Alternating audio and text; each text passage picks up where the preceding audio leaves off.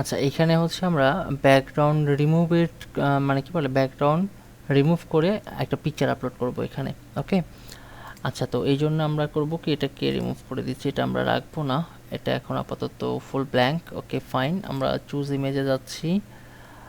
এই ইমেজটা তো আমরা রাখবো না, তাই না? এটাকে ডিলিট পার্মানেন্টলি করে দিলাম। ওকে, অ্যান্ড দেন আপলোড। আচ্ছা, মিডিয়া তো এসে ডিলিট হয়ে যায়নি, ডিলিট হয়ে যাওয়ার কথা তো এটা। ওকে, করতে হবে না। ডিলিটিং অ্যাটাচমেন্ট, আচ্ছা আমরা নতুন একটা ফটো আপলোড করে দিই, তারপরে ওইটাকে ডিলিট করা যাবে। হ্যাঁ, সিলেক্ট ফাইল অ্যান্ড দেন ডেস্কটপে রিমুভ এটা দিব। ওকে, এটা দিলে আসলে দেখতে ভালো লাগবে আর কি। হ্যাঁ, ওকে, আচ্ছা এই ইমেজটা লোড হোক অ্যান্ড দেন ফাইনালি এটাকে ইনসার্ট করি।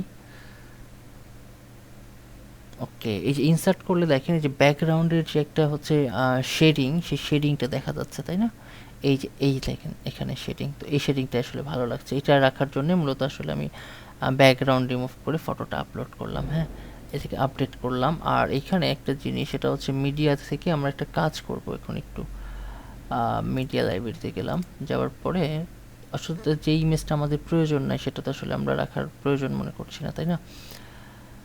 ওকে, এই যে এই ইমেজটা, আচ্ছা ওই ইমেজটা ডিলিট হয়ে গেছে অলরেডি। হ্যাঁ, ইমেজটা ডিলিট হয়ে গেছে। আচ্ছা যাই হোক, এই ইমেজটা এখন নাই আর কি। হ্যাঁ, আমরা এখান থেকে যদি রিলোড দেই, এই যে পিছনে একটা শেড যেটা আছে সেটাকে রাখার জন্য মূলত এই যে দেখেন একটা শেড আছে না, এটা দেখতে ভালো লাগছে, মূলত এটা রাখার জন্য একটি ব্যাকগ্রাউন্ড রিমুভ করলাম ছবির।